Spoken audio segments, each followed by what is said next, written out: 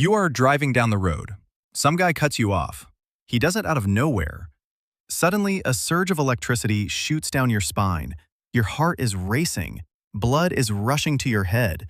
You want to hit the gas. You want to chase him down. You want to remove him from the planet with one solid punch. Wait, you are a modern human. You have a gym membership. You know how to use a fork. You even know how to write polite emails while you are screaming on the inside. So why, because of a car horn, does your inner beast want to take over? Are you naturally a bad person? Or is it just ancient code running in the background of your brain without you knowing? That is right. It is not your fault. It is Grog. Grog lived tens of thousands of years ago. He is the ancestor of how you react to the world today. Grog had no traffic laws. Grog had no courts. Grog had one rule: hit or be hit. Grog was not a murderer. Grog was just a guy trying to keep his family from starving. In Grog's world, resources were rare. An apple, a cave, or even a spot by the fire could start a war. Do not judge Grog. His violence was not cruelty. It was the operating system that kept our ancestors alive through the ice ages.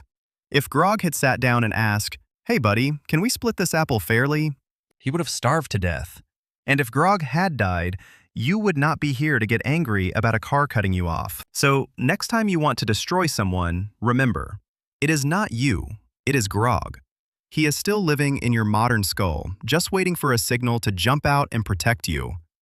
But the problem is, we are not on the savannah anymore. We are in offices, in supermarkets, and in Zoom meetings.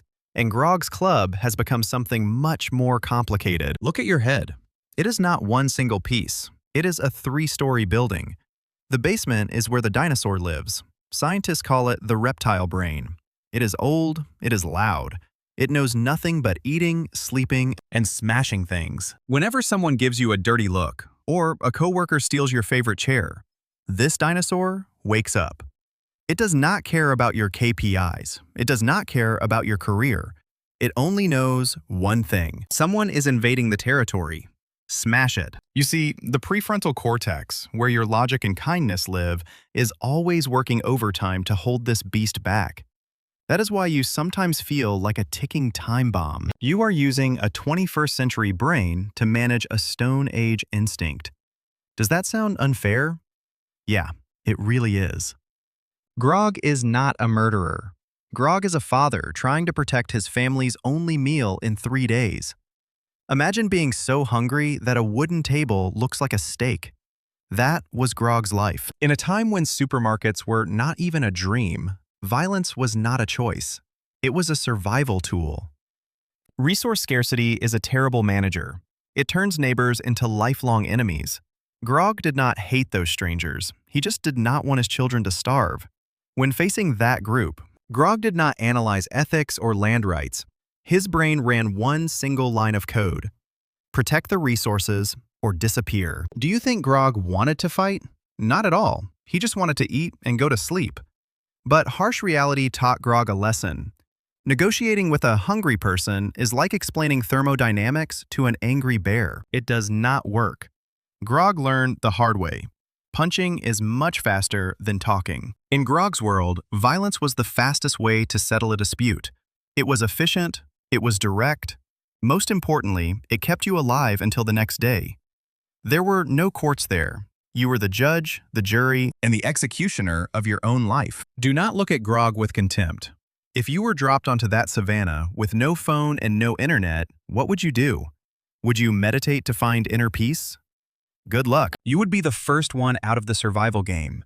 Grog's violence is an evolutionary gift.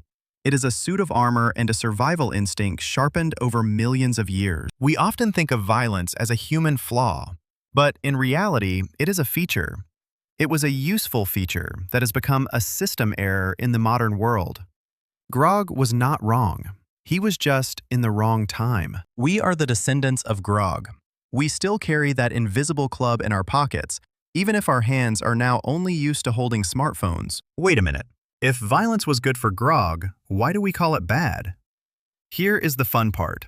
After millions of years of evolution, we built an attic on top of our brains. That is the prefrontal cortex. It is the home of logic, long-term planning, and the anxiety about what other people think of us. Psychologist Carl Jung called this instinctive part the shadow. It is not evil, it is just rude. It does not know the concept of politeness. When your boss yells at you for no reason, your prefrontal cortex says, "Stay calm, this is your job, you need the money for rent." But at the same time, the dinosaur in your basement screams, "Smash the computer into his face. Be free." Do not pretend you have never felt that. We all have moments where we want to let it all go. We do yoga, we go to therapy, we read books about compassion. That is how we try to lock Grog's dinosaur in the cage of civilization. But let us be honest, that cage is much thinner than you think. When you suppress too much, the pressure cooker in your brain starts to hiss. That is when we see random rage on social media. That is when we see heated arguments over a single comment. That is when pent-up frustration leads to emotional explosions. We do not fight with clubs anymore. We fight with keyboards. It is the same instinct, only the tools have changed. You see, violence never disappeared. It just transformed. It hides under sarcasm, under hateful silence, or under passive-aggressive behavior. We are still Grog. We are just wearing suits and ties. The bad news is this.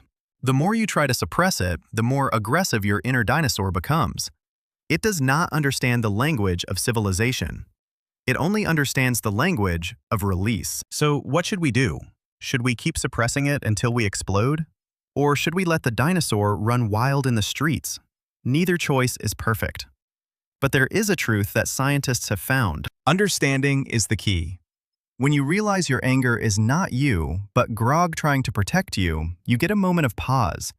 That pause is enough for you to choose how to respond, instead of just reacting. So you might ask, what do I do with this beast? Should I kill it? No, do not do that. If you kill Grog, you lose your decisiveness. You lose your survival instinct. You might even lose the fire you need to survive in this competitive world. Civilization is not about destroying your instincts. It is about learning to master them. You do not need to be a saint to avoid getting angry. You just need to be conscious.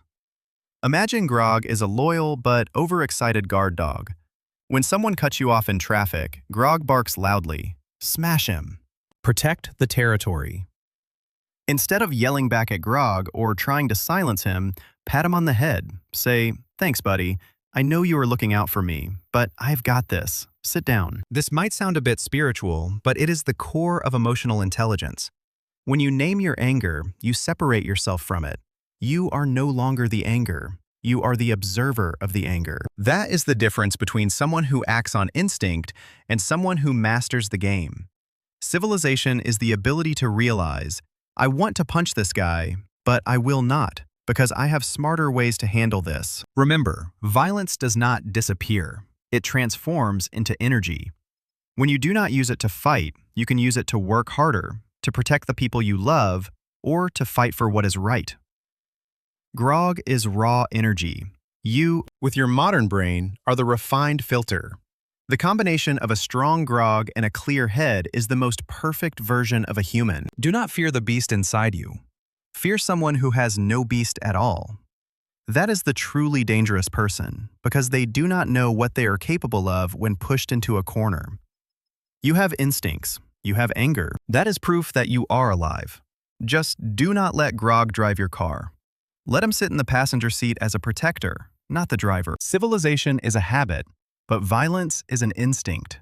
Next time you feel like going crazy, remember, it is not you. It is Grog trying to protect you. Thank Grog and tell him to sit down. You see, the journey from a club wielder on the savannah to a smartphone user in the city did not erase our nature. It just made things a bit more complicated. We still carry prehistoric impulses, the desire to possess, and the instinct to destroy anyone who gets in our way. But the beauty of being human is the ability to stop in the middle of anger and ask, what am I doing? Do not try to be a saint who never gets angry. That is a distant goal. It is also a bit fake. Accept that Grog is an inseparable part of your DNA. He helped our ancestors survive long, cold nights and life-or-death battles. He is a loyal warrior. He is just a little outdated when it comes to modern social etiquette. Civilization is not a static state. It is a constant practice. Every time you choose to take a deep breath instead of throwing a punch, every time you choose dialogue instead of screaming, you are upgrading your operating system. You are teaching Grog how to live in the new world. You are turning a wild beast into a powerful companion. That is the true meaning of evolution. So next time someone cuts you off, or your boss drives you crazy, remember Grog. Smile at the instinct screaming in your head. Thank him for always wanting to protect you from threats, even if he is a bit oversensitive. Then, with the calm of someone who knows their own nature, tell him to sit down. Civilization is a habit. Violence is an instinct. You are the one holding the balance between those two worlds. Walk with pride. You are not just a modern human. You are the result of millions of years of survival with a brain big enough to know when to put the club down. Have a peaceful day, or at least a day where Grog stays quiet in the basement.